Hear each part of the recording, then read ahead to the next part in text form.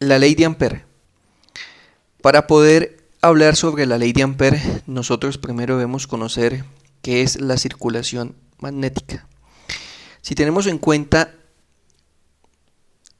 esta corriente que tenemos de esta forma rectilínea, vamos a tener diferentes intensidades de flujo magnético a través de esta corriente rectilínea.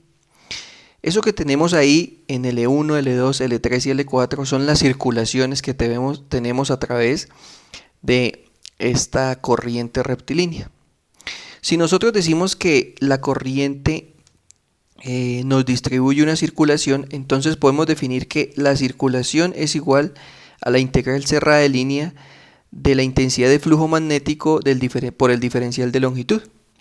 Si este flujo magnético es una constante, lo podemos sacar de la integral y tener que la integral cerrada del diferencial de longitud es igual o equivalente al flujo magnético que tenemos por el diferencial de longitud, y teniendo en cuenta que este diferencial de longitud pues es el perímetro que nosotros estamos calculando sobre cada una de este L1, L2 y L3, y el perímetro es igual a 2pi por R, y nosotros conocemos, porque lo calculamos en intensidad, de que el campo atribuido a una corriente rectilínea es igual a mu0 por la sumatoria de corrientes sobre 2pi por R.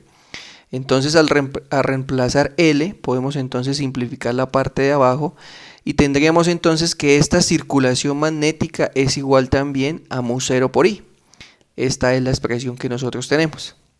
Entonces, si esa circulación magnética está tomada por la permeabilidad magnética y la corriente, nosotros podemos igualar estas dos expresiones que tenemos aquí. Es decir, la integral de esta intensidad de campo, punto de L, debería ser equivalente entonces a mu0 por I.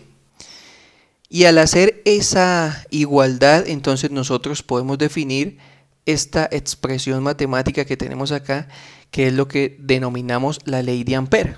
¿Qué quiere decir eso? Esa ley entonces nos va a permitir calcular campos que son magnéticos a partir de corrientes eléctricas, ¿sí? Entonces nosotros decimos que tenemos pues mu0, ya sabemos que es nuestra permeabilidad en el vacío. Tenemos el diferencial de longitud, ¿sí? Que es el vector tangente a esta trayectoria, elegida pues en cada uno de esos puntos, y tenemos entonces esta corriente I, que es la corriente neta, ¿sí? Que atraviesa la superficie, delimitada por la trayectoria que nosotros escogimos, y que en este caso será positiva o negativa según pues el sentido en que yo le esté dando al valor de la superficie. Entonces esta expresión también nos muestra que nosotros podemos decir que no necesariamente la circulación que tenemos en el campo magnético es cero o es nula. Pero no porque nosotros tengamos una intensidad de campo magnético quiere decir que nosotros tengamos un potencial magnético. Recordemos que cuando nosotros estábamos viendo la parte de electrostática, en la parte de electrostática nosotros sí definíamos que el campo eléctrico poseía un potencial eléctrico y por lo tanto iban de la mano. Aquí entonces nosotros podemos decir que no necesariamente necesitamos definir ese potencial eléctrico. Entonces, ya teniendo establecido que la integral cerrada por la intensidad del flujo magnético por el diferencial de longitud es equivalente a mu0 por I, podemos empezar a estudiar entonces las aplicaciones correspondientes a esta integral que nosotros estamos teniendo.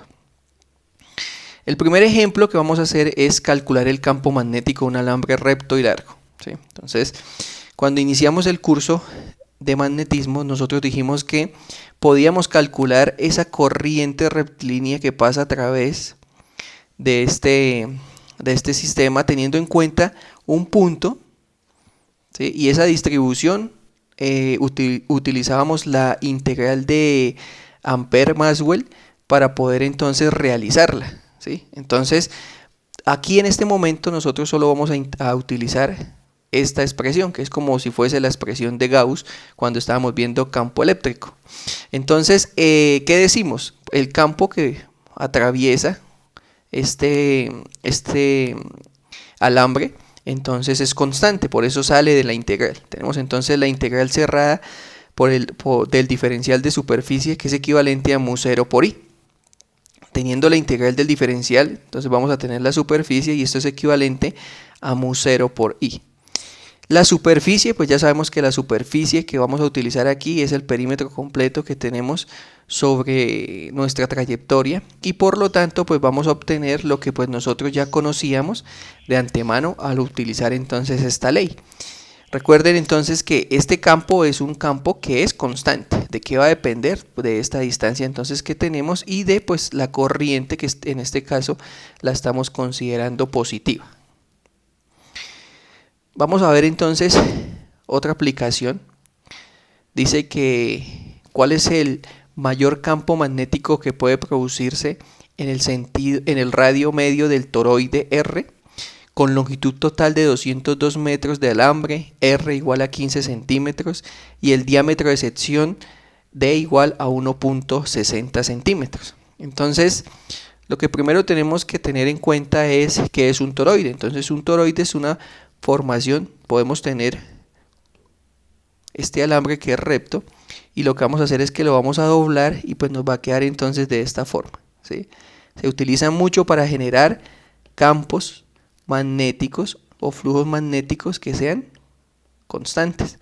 Quiere decir que en el centro de este toroide voy a encontrar esa propiedad de que el campo magnético es casi totalmente constante. Entonces si tomamos este toroide y lo cortamos, entonces tenemos esta vista de frente y podemos decir entonces que tenemos este radio que nos están dando, que nos dice que son 15 centímetros y tendríamos también entonces el diámetro de esta sección que sería 1.60 centímetros. Entonces, teniendo en cuenta pues que nosotros definimos que el flujo a través de un filamento o de un alambre recto es igual a mu0 por i sobre 2pi por r, teniendo en cuenta el R, nos faltaría entonces tener en cuenta solo n. N es definido como la longitud sobre pi por d.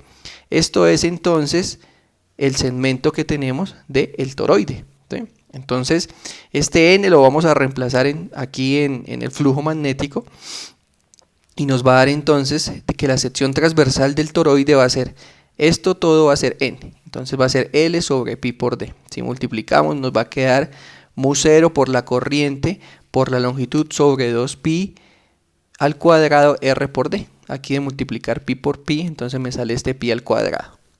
Ya teniendo entonces la intensidad del flujo, pues nos dieron los valores. Sabemos que mu0 es 4pi por 10 a la menos 7 tesla por metro sobre amperio.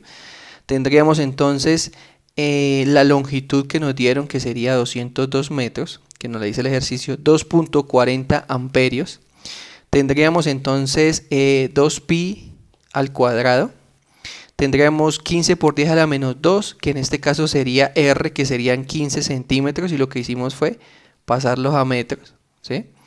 Y tendríamos entonces 1.60, que es 1.60 también de D, que es la distancia de separación que tenemos entre los dos segmentos del toroide, y que también pues pasamos a metros, por eso está a la menos 2 y estaría entonces a la menos 2.